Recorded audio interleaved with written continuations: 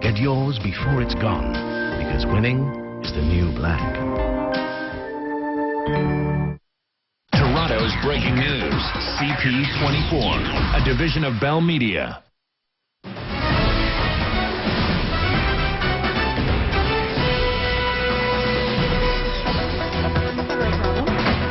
Welcome back to CP24 Live at noon. We're talking about the debate last night with AmandaAlvaro, because she is not only a smart cookie, you're an image consultant, you're also a political consultant, and my voice is going, so you're going to talk most about this. Tell us your impressions about last night and what you're hearing, people reacting to it. I think overall the debate was a lot like the campaign, a little ho-hum, not a lot of knockouts, not a lot of big engagement between the candidates on stage. But we did see some things coming out of the polls. We saw Horwath emerging as a little bit more likable. Her impressions definitely improved post-debate. But McGuinty, when incumbency and experience came to matter, they mattered on the debate floor, and he walked away with the title of the person who looked most premier-like. What about the comment that Mr. Hudak said that Mr. McGuinty, and then later on it was Dalton, people don't believe you? You didn't call him a liar, but he said people don't believe you. Was there any damage to the credibility there? Yeah, I think Hudak definitely walked that fine line. He wanted to push viewers as close as possible.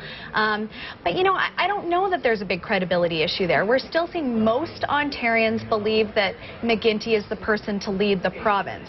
And while we saw Horwath, as I said earlier, picking up some of those likability and good impression votes, I don't know that that translates into the same person that you want running the province. Well, I mean, do people vote for the premier because this is the person they like most, or is it that this is the person that we think can do the job, or let's try something new because we don't like what they've been doing the last 8 years? What's the biggest factor? We hear often that voters are looking for three things. They're looking for strength, they're looking for kind of likability and trustworthiness, and they're also looking for, do you understand people like me? And Andrea Horwath definitely wins on the, are you kind of a person like me? Can you feel my pain? Right, but did she come across as a viable alternative to the men on stage? I don't know that she made that leap. She was likable, but is the person that you want to have a beer with the same person that you want to leave the province? I would suggest that that's not the way voters are thinking about this election. Amanda, tell me what you would advise for the next 8 days, because we've had the big debate now. Really, a lot of people are just focusing on it, so they're going to be watching the campaign over the next 8 days. For instance, how could Andrea build on the likability factor? You know, I think that she has to come off looking a little bit more premier-like. She has to evoke strength. She has to take on the big issues. We know that Ontarians really want to hear about jobs. They want to hear about the economy, followed by health care and taxes. So she needs to go hard on some of those issues and show that she can lead on them, not just talk about them. For McGuinty, McGuinty really has to pull out some of the, the comfort, likability factor. He's really running on his record. We saw him list long laundry lists of stats last night. Let's just stop there. What about that? I mean, because later on, Robin Sears said, well, McGuinty said that I lowered hydro prices by 10%. Yes, he did, after he raised them by 80%. I mean, there's a few half-truths that came out there. Is that going to hurt him? No, you know what, there were a lot of issues discussed last night, and I think McGuinty did what he had to do as far as the incumbent that comes to the table. He's going to be attacked by the opponents, and his MO is just to keep cool and get through, and he went back to his track record as often as possible. His campaign team is probably very happy with their performance last night. What about Tim Hudak? You know, Hudak had a moment in the course of the debate where he spoke about his daughter. It was probably the most humanizing moment of the debate for him, because I think he really runs the risk of being a bit of the attack dog.